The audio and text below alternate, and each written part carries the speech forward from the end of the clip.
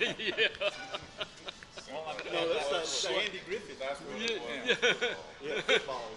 as I've had a hard time to convince my grandchildren, ranging from age 21 to 5 now, there once was a day when there was no internet, no video, no video, No remote control for the TV. no cell phone. And you actually had to, we would sit around for hours, day in and day out, trying to figure something to do that was legal. And we would come up with these various projects. And one of which, while the Mercury capsule program was in its infancy in about 1962, and in those days it just went up and came down. It was even pre-orbiting. We decided we'd send up our own astronaut function. We at first were going to get a frog, but we couldn't catch one over in that creek by Junior Field's house. And Bill's sister Sandy had gotten one of those, and in those days you did this, you could get them at the supermarket, one of those dyed Easter chicks. And so that was going to be our astronaut, and we put the chick in a Chinese food box. Now, to get the thing aloft, we discovered that if you detached the gas coupling to the space heater, the natural gas, uncontrolled, would flow out. It's a wonder we didn't blow up the house. And we got the plastic covers off there of about, must have been 5 plastic covers from dry cleaning. Taped all the openings closed with Scotch tape, tied them at the bottom, bunched them together, let a spring hang down from that. Then on the handle of the Chinese food box containing the unfortunate chick, a string would go up. Now, you couldn't tie the strings together because the whole purpose of this was to send the chick up and then recover it. So what we did was we took the 2 strings first and froze them into an ice cube in an ice tray.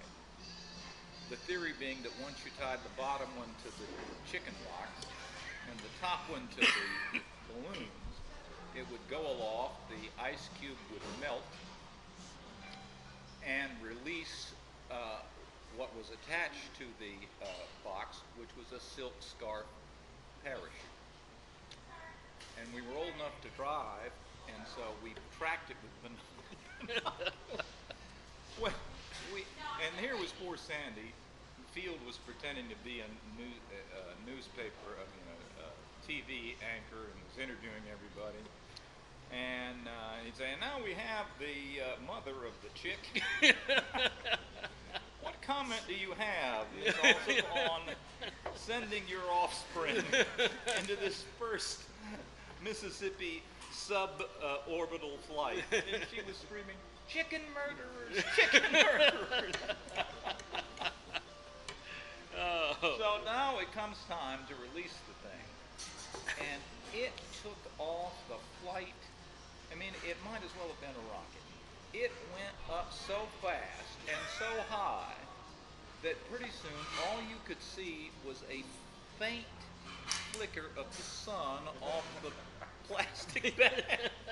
Because we were going to track it with binoculars, but it went up so fast. And we had put in there a card saying, if you find this, call at this number.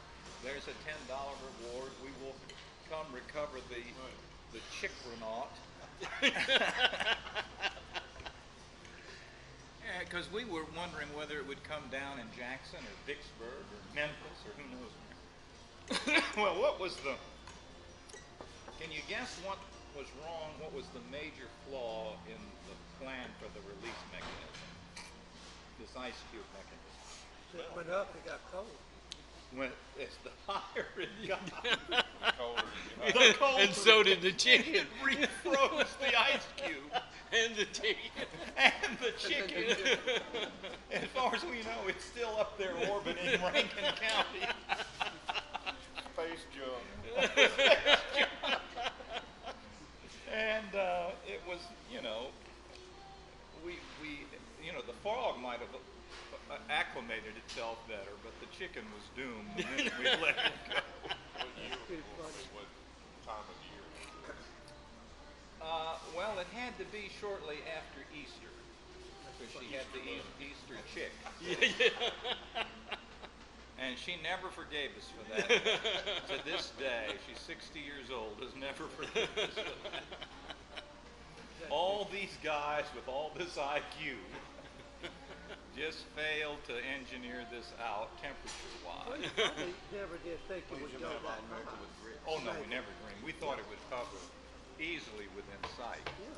But, man, it hit the stratosphere of record time.